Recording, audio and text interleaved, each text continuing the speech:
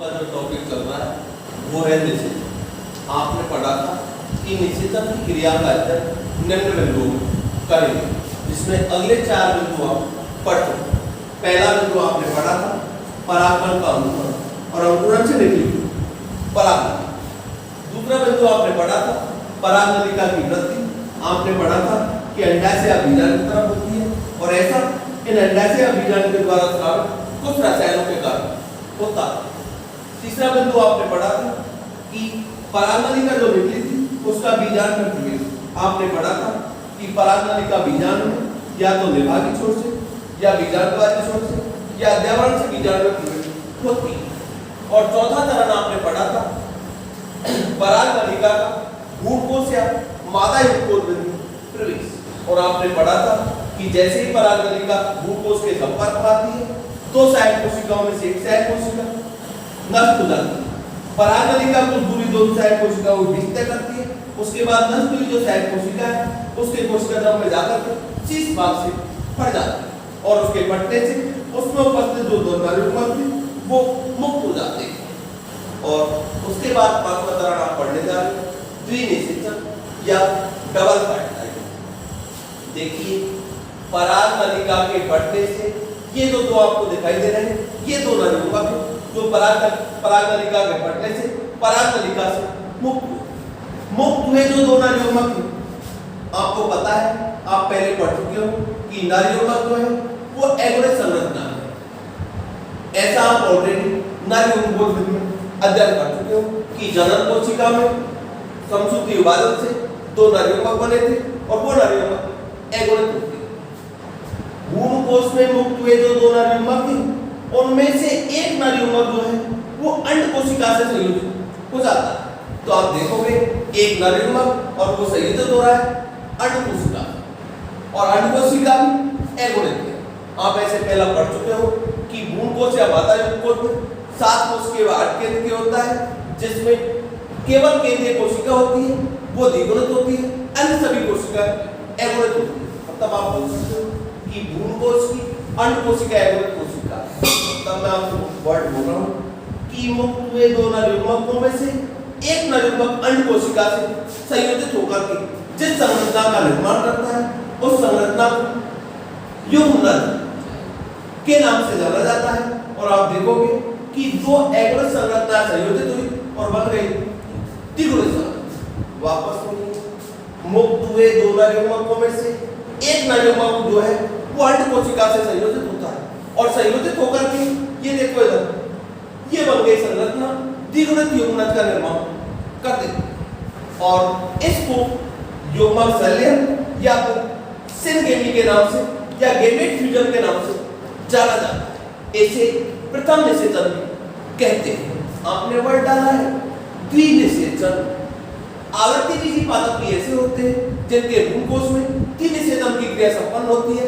अन्य ऐसा कोई भी पादप नहीं है या आवर्ती बीजी पादप को छोड़ करके और कोई ऐसे पादप नहीं है जिनमें द्विनिषेचन की प्रक्रिया संपन्न होती हो, क्योंकि इनका जो भ्रूणकोश है इसमें 2 निषेचन होते हैं। जिसमें पहला निषेचन आप पढ़ चुके हो कि मुक्त हुए दो नरयुग्मकों में से एक नरयुग्मक अंड कोशिका से संयोजित हो रहा है, एगोनिस्ट नरयुग्मक एगोनिस्ट अंड कोशिका, और दोनों के संयोजन से एक द्विगुणित संरचना का निर्माण हो जाता है और जिसे युग्मनज के नाम से जाना जाता है। और इस संयोजन को युग्मक संलयन, क्योंकि अंड कोशिका मादा युग्मक और एक नरयुग्मक और दोनों का संयोजन हो रहा है, इसलिए नाम रख दिया युग्मक संलयन या गेमेट फ्यूजन या आप बोल सकते हो सिनगेमी। इस निषेचन को प्रथम निषेचन के नाम से जाना जाता है या इसको और भी कहते हैं इस निषेचन को सत्य निषेचन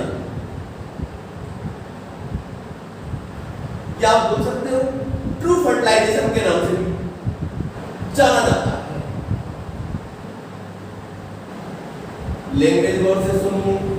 नरयुग्मक में अंड कोशिका के संयोजन से युग्मनज का निर्माण हुआ और इस निषेचन के कई नाम हैं। या तो इसे नाम दिया युग्मक संलयन, या इसे नाम दिया प्रथम निषेचन या फर्स्ट निषेचन, या इसे और नाम दिया सत्य निषेचन या ट्रू फर्टिलाइजेशन। और मैंने आपसे कहा था कि परागनलिका फटती है तो दो नरयुग्मक मुक्त होते हैं, एक नरयुग्मक संयोजित हो गया अंड कोशिका, दूसरा नरयुग्मक अमीबीय गति करता है और अमीबीय गति करते हुए केंद्रीय कोशिका या आप बोल सकते हो द्वितीय केंद्रक के पास पहुंच जाता है और पहुंचा हुआ दूसरा नरयुग्मक द्वितीय कोशिका या द्वितीय केंद्रक या आप बोल सकते हो केंद्रीय कोशिका से संयोजित होता है। और आप इससे पहले जानते हो कि द्वितीय केंद्रक जो है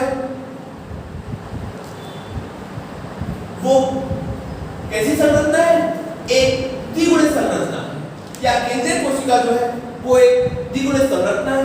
ऐसा आप ऑलरेडी मादा युग्मक या भ्रूणकोश की संरचना में पढ़ चुके हो। तब मैं आपसे वर्ड बोल रहा हूं कि मुक्त हुआ दूसरा नरयुग्मक अमीबीय गति करते हुए द्वितीय केंद्रक तक पहुंचता है और वहां पर जाकर के द्वितीय केंद्रक से संयोजित होता है और संयोजित होकर के आपको पता है कि एक द्विगुणित और एक अगुणित, अगर द्विगुणित और अगुणित का संयोजन हो गया तो जो संरचना बनेगी वो त्रिगुणित होगी। और तब मैं आपसे वर्ड बोल रहा हूं कि मुक्त हुआ दूसरा नरयुग्मक जो है वो द्वितीय केंद्रक से संयोजित होता है और संयोजित होकर के प्राथमिक भ्रूणकोश केंद्रक या प्राइमरी एंडोस्पर्म न्यूक्लियस का निर्माण करता है। और यह संरचना त्रिगुणित होती है क्योंकि द्विगुणित और अगुणित के संयोजन से बनी हुई है और उसका नाम रखा है प्राथमिक भ्रूणकोश केंद्रक या प्राइमरी एंडोस्पर्म न्यूक्लियस। इस संयोजन को त्रिकशल्यन के नाम से जाना जाता है। त्रिकशल्यन इसलिए बोला है क्योंकि इसमें 3 अगुणित केंद्रकों का संयोजन होता है, क्योंकि 2 अगुणित केंद्रक इसमें है और 1 अगुणित केंद्रक नरयुग्मक का है और 3 अगुणित केंद्रों का संयोजन हुआ है, इसलिए नाम रख दिया त्रिकशल्यन या इसे द्वितीय निषेचन के नाम से जाना जाता है। वापस लैंग्वेज सुनिए। तीन निषेचन का भी सार्थकता आप निकाल नहीं रहे हो, अभी तो सिर्फ आप ये सोच रहे हो कि जो दो नरयुग्मक मादा युग्मक या भ्रूणकोश में मुक्त हुए थे वो किससे संयोजित हो रहे हैं और किसका निर्माण कर रहे हैं और उनके संयोजन को किस नाम से जाना जा रहा है। एक नरयुग्मक अंडकोशिका से संयोजित हुआ था, अगुणित नरयुग्मक अगुणित अंडकोशिका, और दोनों के संयोजन से द्विगुणित संरचना का निर्माण हुआ था। आपने उस द्विगुणित संरचना को नाम रख दिया युग्मनज या जाइगोट और वो एक द्विगुणित संरचना है क्योंकि 2 अगुणित संरचना संयोजित हुई है। और इस निषेचन को जो नाम दिया आपने वो युग्मक शल्यन या दूसरा नाम दिया सिंगेट या आप बोल सकते हो गेमेट फ्यूजन। गेमेट का मतलब युग्मक, एक अंडकोशिका मादा युग्मक और दूसरा नरयुग्मक, और फ्यूजन का मतलब उनका संयोजन है शल्यन। तो तब आप उसे गेमेट फ्यूजन या फिर आप इसे सख्त निषेचन या फिर आप इसे प्रथम निषेचन भी कह सकते हो। दूसरा जो नरयुग्मक हुआ था वो अमीबीय गति करते हुए द्वितीय केंद्रक या केंद्रीय कोशिका तक पहुंचता है और वहां जाकर तो उसके संयोजित हो जाता है। द्वितीय केंद्रक द्विगुणित और अगुणित नरयुग्मक दोनों के संयोजन से त्रिगुणित संरचना का निर्माण होता है और उसे नाम दिया है प्राथमिक भ्रूणकोश केंद्रक। और इस संयोजन को त्रिकशल्यन या ट्रिपल फ्यूजन के नाम से जाना जाता है क्योंकि इसमें 2 अगुणित केंद्रक द्वितीय केंद्रक के और 1 अगुणित केंद्रक नरयुग्मक 3 केंद्रकों का संयोजन हुआ है और इसलिए नाम रख दिया त्रिक। त्रिक का मतलब 3 और शल्यन का मतलब फ्यूजन या मिश्रण होना और तब उसे नाम दे दिया त्रिकशल्यन। इसे द्वितीय निषेचन के नाम से जाना जाता है। और अब आप ऐसा बोल सकते हो कि आवृत्ति बीजी जो पादप होते हैं या एंजियोस्पर्मिक जो प्लांट होते हैं उनका जो भ्रूणकोश है या उनका जो मादा युग्मक है उनमें 2 निषेचन होते हैं, एक प्रथम निषेचन और दूसरा द्वितीय निषेचन या आप और भी नाम बोल सकते हो, एक युग्मक शल्यन और दूसरा त्रिकशल्यन। और इस क्रिया को द्विनिषेचन या डबल फर्टिलाइजेशन के नाम से जाना जाता है क्योंकि 2 बार निषेचन हो रहा है, एक निषेचन ये और दूसरा निषेचन ये, और तब नाम दे दिया द्विनिषेचन या डबल फर्टिलाइजेशन। और निषेचन के पश्चात जो बनी संरचना है वो ये, एक बन गया युग्मनज, दूसरा बन गया प्राथमिक भ्रूणकोश केंद्रक। इसके अलावा भ्रूणकोश की अन्य कोशिकाएं जो है वो नष्ट हो जाती है, जैसे कि बची शहद कोशिका, बची प्रतिमुखी कोशिकाएं ये नष्ट हो जाती हैं और नष्ट होकर के युग्मनज को पोषण प्रदान कर देती है। ये है निषेचन। इन दोनों निषेचनों में त्रिकशल्यन वाला जो निषेचन है वो युग्मक शल्यन से पहले संपन्न होता है। इसका मतलब पहले जो संपन्न होता है वो ये है, ये नरयुग्मक पहले इससे संयोजित होता है, उसके बाद ये नरयुग्मक अंडकोशिका से संयोजित होता है। 2 निषेचन हो रहे हैं, नाम रख दिया द्विनिषेचन या डबल फर्टिलाइजेशन। ऐसा केवल और केवल आवृत्तिबीजी पादपों के भ्रूणकोश में होता है। अन्य किसी पादप और भी पादप आप जानते हो, ब्रायोफाइटा, टेरिडोफाइटा, अनावृत बीजी, इनमें कोई भी निषेचन की घटना संपन्न नहीं होती है, उनमें केवल एक ही निषेचन होता है। और निषेचन के परिणाम स्वरूप अब जो बनी संरचना है वो है युग्मक और एक है प्राथमिक भ्रूणपोष केंद्रक। अन्य सभी जो कोशिकाएं थी वो सभी नष्ट हो जाती है और नष्ट होकर के बने हुए युग्मक को पोषण प्रदान कर देती। और इस प्रकार आपका जो निषेचन टॉपिक चल रहा है वो पूर्ण हो गया। और अब भ्रूणपोष में जो संरचनाएं बच गई उनमें एक बच गया युग्मक और दूसरा बच गया प्राथमिक भ्रूणपोष केंद्र। अन्य सभी कोशिकाएं जो बची थी वो सभी नष्ट होकर या हासिल होकर के यहाँ पर बने युग्मक को पोषण प्रदान कर देती। और अब जो टॉपिक आप पढ़ने जा रहे हो वो है भ्रूण निषेचन की क्रिया के पश्चात आप देख रहे हो कि मादा युग्मकोष में या भ्रूणकोष में दो संरचनाएं निर्मित हो जाती हैं। आप जानते हो कि ये सभी प्रक्रियाएं पुष्प में संपन्न हो रही है, या आप बोल सकते हो एक पुष्प के अंडाशय में संपन्न हो रही है, या आप बोल सकते हो पुष्प के अंडाशय के अंदर बीजाणु में संपन्न हो रही है। और केवल इस संरचना को मैंने यहाँ पर बाहर निकाल लिया, केवल इस संरचना को मैंने यहाँ पर बाहर निकाल लिया समझने के लिए। अब पूर्ण घटना यहाँ पर संपन्न हो रही है। देखिए सामने भ्रूणकोष बना युग्मक आगे चल करके भ्रूण या एम्ब्रियो का निर्माण करता है। कैसे करता है इससे अगले वाले टॉपिक में आप देखोगे कि युग्मक से कैसे भ्रूण या एम्ब्रियो का निर्माण हो रहा है। और आप ये देख रहे हो ये युग्मक और जिससे ये भ्रूण बन रहा है, कैसे बन रहा है। भ्रूणकोष से अगला चैप्टर आप पढ़ोगे भ्रूण का परिवर्तन, उसमें समझोगे। अभी सिर्फ आप ये जान रहे हो कि युग्मक से आगे चल करके भ्रूण का विकास होता है। और प्राथमिक भ्रूणकोष जो केंद्रक है वो आगे चल करके भ्रूणकोष का निर्माण करता है। और अब आप बोल सकते हो आवृत्ति बीजी पादपों में बनने वाला जो भ्रूणकोष है वो त्रिगुणित होगा, क्योंकि वो त्रिगुणित संरचना प्राथमिक भ्रूणकोष केंद्रक से बन रहा है। वापस लेंगे, सुनिए। निषेचन के पश्चात बना युग्मक आगे चल करके भ्रूण का निर्माण करता है। निषेचन के पश्चात बना प्राथमिक भ्रूणकोष केंद्रक आगे चल करके भ्रूणकोष का निर्माण करता है। तब आप बोल सकते हो, काफी बार एग्जाम में पूछा गया है कि आवृत्ति बीजी पादपों का भ्रूणकोष कितने गुणित होता है। तब आप बोल सकते हो कि आवृत्ति बीजी पादपों का जो भ्रूणकोष है वो त्रिगुणित होता है, क्योंकि वो प्राथमिक भ्रूणकोष केंद्रक से बनता है। और प्राथमिक भ्रूणकोष केंद्रक जो है वो त्रिगुणित संरचना है, क्योंकि तीन अगुणित केंद्रकों के संयोजन से बनी संरचना है। और इस प्राथमिक भ्रूणकोष केंद्रक से आगे भ्रूणकोष का निर्माण होता है। और यह निर्मित भ्रूणकोष जो है विकसित हो रहे भ्रूण को पोषण प्रदान करने का कार्य करता है। नाम से स्पष्ट भ्रूणकोष भ्रूणों को पोषण प्रदान करने वाली संरचना, और उसे नाम देते हैं भ्रूणकोष। आवृत बीजी पादपों में भ्रूणकोष का जो निर्माण है वो निषेचन के बाद संपन्न होता है, क्योंकि आपको पता है कि निषेचन के दौरान जो संरचना बनी है वो है प्राथमिक भ्रूणकोष केंद्रक, और उससे भ्रूणकोष का निर्माण होता है। तब आप बोल सकते हो कि आवृत्ति बीजी पादपों में भ्रूणकोष का जो निर्माण है वो निषेचन के पश्चात संपन्न होता है और बना हुआ भ्रूणकोष त्रिगुणित होता है। उसका कारण आप जानते हो, क्योंकि प्राथमिक भ्रूणकोष केंद्रक से बन रहा है। लेकिन यदि हम बात करें अनावृत बीजी पादपों, यदि हम बात करें अनावृत बीजी पादपों, तो उनमें ये भ्रूणकोष जो है वो निषेचन से पूर्व बनता है। और उनमें जो भ्रूणकोष बनता है वो त्रिगुणित नहीं होकर के अगुणित होता है। लेकिन हमको अनावृत बीजी पादपों में लैंगिक जनन का अध्ययन नहीं करना है, हमें केवल और केवल आवृत बीजी पादपों में लैंगिक जनन का अध्ययन करना है। और आप बोल सकते हो कि आवृत बीजी पादपों में जो भ्रूणकोष का निर्माण है वो निषेचन के बाद संपन्न होता है। किससे भ्रूणकोष का निर्माण होता है?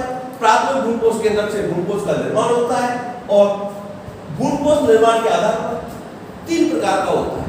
इसमें पहला प्रकार आप पढ़ने जा रहे हो केंद्रीय भ्रूणकोष। उससे पहले मैं आपको बता चुका हूं कि बना युग्मक आगे चल करके भ्रूण का विकास निर्माण करता है। बना प्राथमिक भ्रूणकोष केंद्रक आगे चल करके भ्रूणकोष का निर्माण करता है। और बना भ्रूणकोष यहाँ पर विकसित हो रहे भ्रूण को पोषण प्रदान करता है, इसलिए नाम रख दिया भ्रूणकोष। भ्रूण को पोषण प्रदान करने वाली संरचना है और उसका नाम है भ्रूण कोश। और ये निम्न प्रकार का होता है केंद्रीय भ्रूण कोश। देखिए सामने, उस डायग्राम में बाद में देखना, इधर देखो, आप देख रहे हो कि इस प्रकार का जो भ्रूण कोश है या केंद्र के जो भ्रूण कोश है उसमें प्राथमिक भ्रूण कोश जो केंद्रक है, ये तो आप समझ रहे हो कि योगदान से भ्रूण बन रहा है। कैसे बन रहा है आप आगे चलकर के अध्ययन करोगे। यहाँ पर जो प्राथमिक भ्रूण कोश केंद्रक है उससे जो केंद्रीय भ्रूण कोश का निर्माण होता है, इसमें मुक्त केंद्रीय विभाजन होते हैं। मुक्त केंद्रीय विभाजन होते हैं और मैं आपको इससे पहले भी बता चुका हूं कि मुक्त केंद्रीय विभाजन क्या होते हैं। मुक्त केंद्रीय विभाजन ऐसे होते हैं जिसमें केंद्रक तो विभाजित होता है लेकिन भित्ति का निर्माण नहीं होता और जिसके कारण बहुत सारे मुक्त केंद्रीय विभाजन होते हैं और मुक्त केंद्रीय विभाजनों से बहुत सारे केंद्रक बन जाते हैं। बने ये सभी जो केंद्रक हैं बाद में परिधि की ओर विन्यासन हो जाता है और मध्य भाग में एक बड़ी रिक्तिका का निर्माण हो जाता है, जैसा आप यहां देख रहे हैं।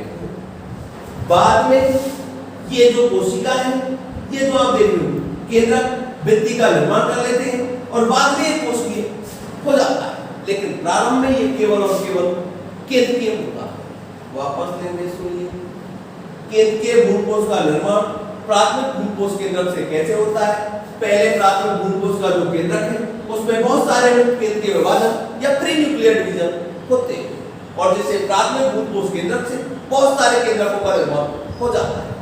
बने सभी केंद्रक जो है परिधि की ओर विन्यासन हो जाते हैं और उनके मध्य भाग में एक बड़ी रिक्तिका का निर्माण हो जाता है और बाद में परिधि की ओर विन्यासित हुए जो केंद्रक है वो भित्ति का निर्माण कर लेते हैं और बाद में एक कोशिकीय हो जाता है। प्रारंभ में केवल और केवल केंद्रीय होता है और इसलिए नाम रख दिया केंद्रीय भ्रूण कोश। समझने के लिए मैं आपको एग्जांपल दूं, उसको छोड़कर के नारियल का पानी आप देखते हो कि नारियल में जो साइड में बूंदेदार भाग उपस्थित होता है वो ये वाला भाग है, बाद में कैसा हो जाता है, कोशिकीय हो जाता है और उसके बीच में जो द्रव भरा रहता है उसमें कई केंद्रक रहते हैं और इसलिए इसको दूसरा नाम रख दिया द्रव भ्रूण कोश, क्योंकि रिक्तिका में जो द्रव होता है उसमें कई केंद्रक तैरते रहते हैं क्योंकि सभी केंद्रक परिधि की ओर विन्यास नहीं हो पाते, कुछ केंद्रक वहां पर रह जाते हैं। इसलिए नारियल के पानी में जो छोटे छोटे दानेदार संरचनाएं दिखाई देती है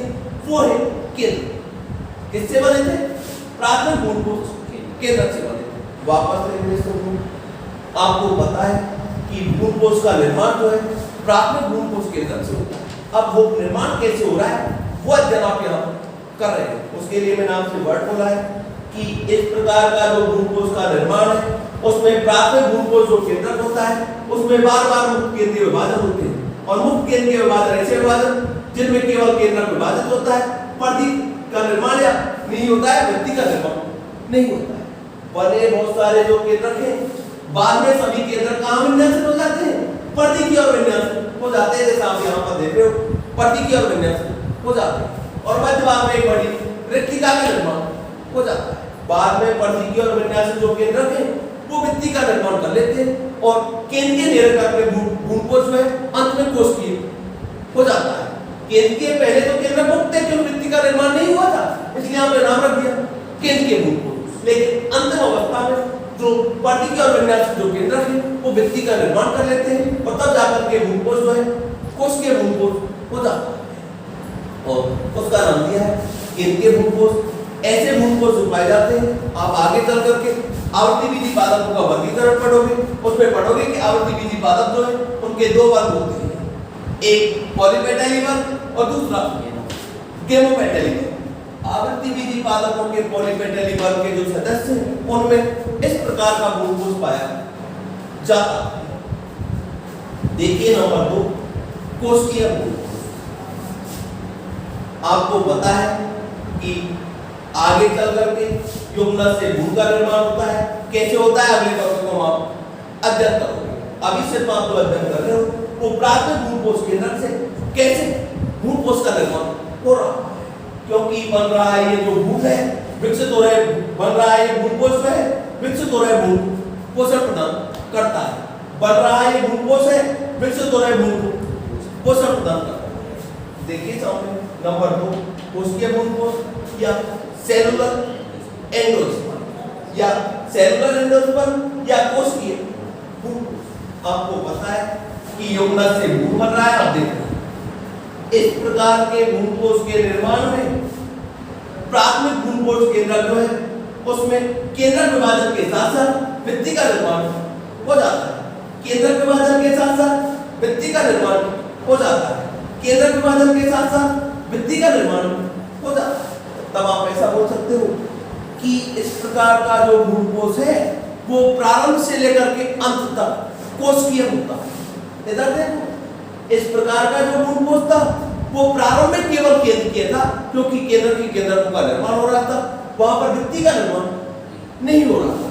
लेकिन इस प्रकार का जो भ्रूण कोश है वो प्रारंभ से लेकर के अंत तक कोशिकीय होता है, क्योंकि केंद्रक विभाजन के साथ साथ भित्ति का निर्माण हो जाता है। और भित्ति के निर्माण होने के कारण ये प्रारंभ से अंत तक कोशिकीय होता है। इस प्रकार के जो भ्रूण कोश है उनमें बाहर की ओर शुष्कांग संरचनाएं विकसित हो जाती है। आपको पता है कि ये भ्रूण कोश यहाँ पर है और बाहर की ओर जो संरचनाएं विकसित हुई है उन संरचनाओं का नाम है शुष्कांग, या बाहर की ओर जो विकसित संरचना ये आपको दिखाई दे रही है ये है शुष्कांग, और ये संरचना यहाँ पर है। इसके बाहर की ओर आपको पता है बीजांड उपस्थित होता है, और बीजांड में जीवित मृतक की कोशिका पाई जाती है।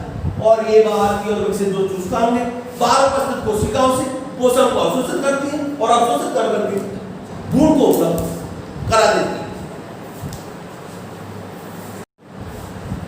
वापस सुनिए, आपने आज जो टॉपिक पढ़े उनमें आपने जो टॉपिक पढ़ा, पहला टॉपिक पढ़ा था द्विनिषेचन, और उसके लिए आपने पढ़ा था कि आवृत्तिविधि पादप जो होते हैं उनके भ्रूण कोश में 2 निषेचन होते हैं। पहला निषेचन नर युग्मक में अंड कोशिका, जिसे आपने नाम दिया था युग्मक शल्यक या सिनगेट। दूसरा जो निषेचन है नर युग्मक में द्वितीय केंद्रक या केंद्रीय कोशिका से, और जिसको आपने नाम दिया था त्रिशल्यक या द्वितीय निषेचन। एक निषेचन और 2 निषेचन, परिघटना को नाम रख दिया 3 निषेचन। त्रिशल्यक नाम इसलिए रखा क्योंकि 3 एगोनिक केंद्रकों का संयोजन हुआ था। युग्मक शल्यक नाम इसलिए रखा क्योंकि मादा युग्मक अंड कोशिका व नर युग्मक दोनों का संयोजन हुआ था। इससे बनी संरचना युग्मक, या प्रथम निषेचन से बनी संरचना युग्मक, त्रिशल्यक या द्वितीय निषेचन से बनी संरचना प्राथमिक भ्रूण कोश के। आगे चल करके युग्मक से विकसित होता है भ्रूण, और प्राथमिक भ्रूण कोश केंद्रक से विकसित होता है भ्रूण, और ये भ्रूण कोश जो है विकसित हो रहे भ्रूण को पोषण प्रदान करता है। और परिवर्तन के आधार पर ये भ्रूण कोश विभिन्न प्रकार के होते हैं, जिसमें पहला भ्रूण कोश आपने पढ़ा केंद्रीय भ्रूण कोश। आपने पढ़ा था कि केंद्रक विभाजित तो होते हैं लेकिन भित्ति का निर्माण नहीं होता, जिसके कारण बहुत सारे केंद्रक बन जाते हैं। बाद में केंद्रक करने की ओर विन्यासित हो जाते हैं, मध्य भाग में एक बड़ी भित्तिका का निर्माण हो जाता है। बाद में केंद्रक भित्ति का निर्माण कर लेते हैं, लेकिन प्रारंभ में ये होता है केंद्र के, अंत में हो जाता है कोश। एग्जाम्पल आपने रखा था आवृत्तिविधि पादपों के पॉलीपेटली वर्ग के जो सदस्य हैं उनमें इस प्रकार का भ्रूण कोश पाया जाता है। दूसरा आपने रखा कोशिकीय भ्रूण कोश या सेलुलर एंडोस्पर्म। आपने पढ़ा था कि केंद्रक विभाजन और केंद्रक विभाजन के साथ साथ भित्ति का निर्माण, केंद्रक विभाजन और केंद्रक विभाजन के साथ साथ भित्ति का निर्माण हो। तब आप ऐसा बोल सकते हो कि कोशिकीय जो भ्रूण कोश होता है वो प्रारंभ से लेकर के अंत तक कोशिकीय होता है। ये प्रारंभ में केंद्रीय लेकिन अंत में कोशिकीय। ये प्रारंभ में भी कोशिकीय और अंत में भी कोशिकीय होता है। इनके बाहर की ओर शुष्कांग विकसित हो जाते हैं, और मैंने आपसे कहा है कि ये जो संरचना है यहाँ पर बन रही है, और इसके बाहर की ओर जो संरचना है वो है बीजांड है जो जीवित मृतक की कोशिकाओं से बना हुआ होता है। और ये शुष्कांग जो है अंदर पोषण को खींचते हैं और खींच करके भ्रूण को उपलब्ध कराते हैं, और ऐसा भ्रूण कोश जो है वो आवृत्तिविधि पादपों के गेमोपेटली वर्ग में पाया जाता है।